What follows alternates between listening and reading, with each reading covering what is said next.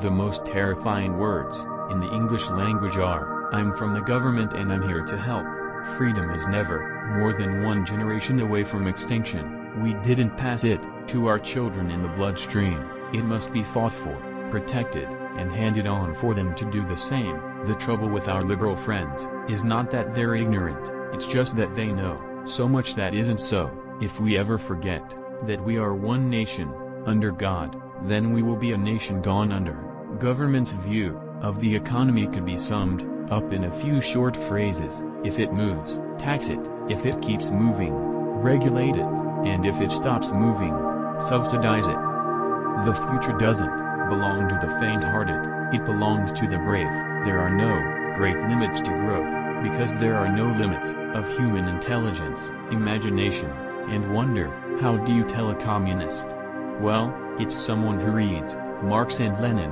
And how do you tell an anti-communist? It's someone who understands Marx and Lenin. Democracy is worth dying for, because it's the most deeply honorable form of government ever devised by man. Government's first duty is to protect the people, not run their lives. Within the covers of the Bible are the answers for all the problems man face. Some people wonder all their lives if they've made a difference. The Marines don't have that problem. I have wondered at times what the Ten Commandments would have looked like if Moses had run them through the U.S. Congress. The best minds are not in government. If any were, business would steal them away. All great change in America begins at the dinner table.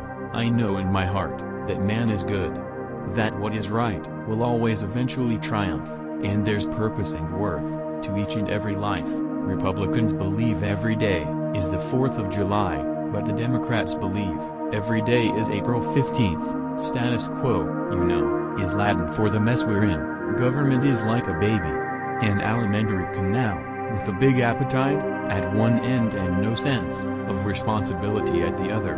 My fellow Americans, I am pleased to tell you, I just signed legislation which outlaws Russia forever. The bombing begins in 5 minutes. If we love our country, we should also love our countrymen. Each generation goes further than the generation preceding it, because it stands on the shoulders of that generation.